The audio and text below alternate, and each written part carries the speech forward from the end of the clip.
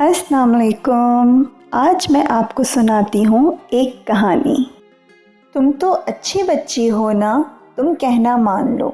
ये बड़ी वाली पेंसिल भाई को दे दो शाबाश। अम्मी ने महक को प्यार से समझाया तो इसने एक नज़र पेंसिल को देखा और फिर अम्मी को, जिन्हें यकीन था कि वो इनकी बात मान लेगी क्योंकि वो अच्छी बच्ची है। इसने भाई को बड़ी पेंसिल दे दी और ख़ुद छोटी पेंसिल से स्कूल का काम करने लगी। भाई बड़ी देर से इसकी पेंसिल लेने की कोशिश कर रहा था। इसने पेंसिल हाथ में आते ही अम्मी के सामने तो शुक्रिया कहा, मगर जैसे ही अम्मी उठकर गईं, महक को मुंह चिढ़ाया और बोला, अब तुम देखना मैं तुम्हारी चहीती पेंसिल के साथ क्या करता हूँ। दूसरे ही दिन इसने पेंसिल छील कर बर्बाद कर दी और ख़ुद दूसरी ले आया। महक की आंखों में आंसू आ गए। ये पेंसिल इसको तोहफे में मिली थी और ये तोहफ़ा वो बहुत एहतियात से इस्तेमाल करती थी।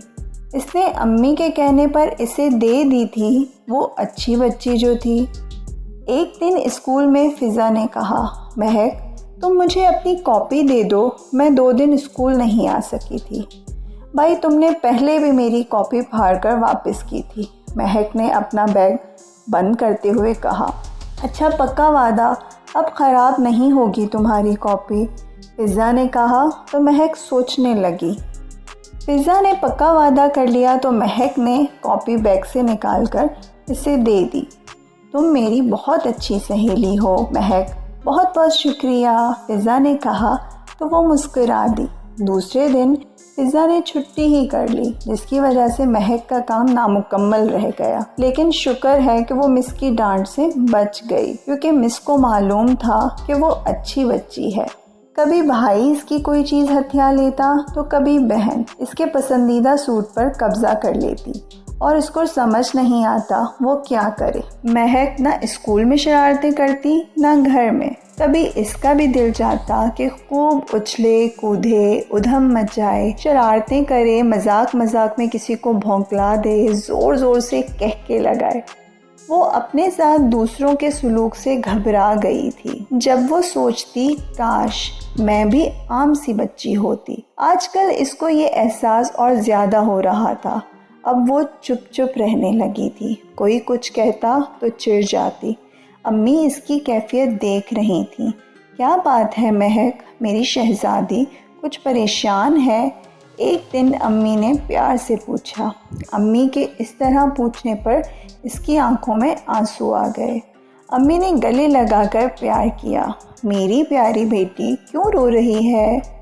मैं भी अब आम बच्चों की तरह बनना चाहती हूँ, महक ने रोते हुए कहा तो अम्मी चौंक गईं। इन्होंने हैरान होकर पूछा, अरे तुम अच्छी बच्ची क्यों नहीं रहना चाहती हो? सब मेरी चीज़ें ले लेते हैं, मैं शरारतें भी नहीं करती, छोटे भाई को भी नहीं मारती, आपके और दादा दादी के भी सब काम करती हूँ और दूसरे सब तो ज़िद्दें भी करते हैं, शोर भी मचाते हैं, घर भी फैला देते हैं, तो मैं ऐसी क्यों नहीं हूँ? महक ने अफसरदा लहजे में कहा।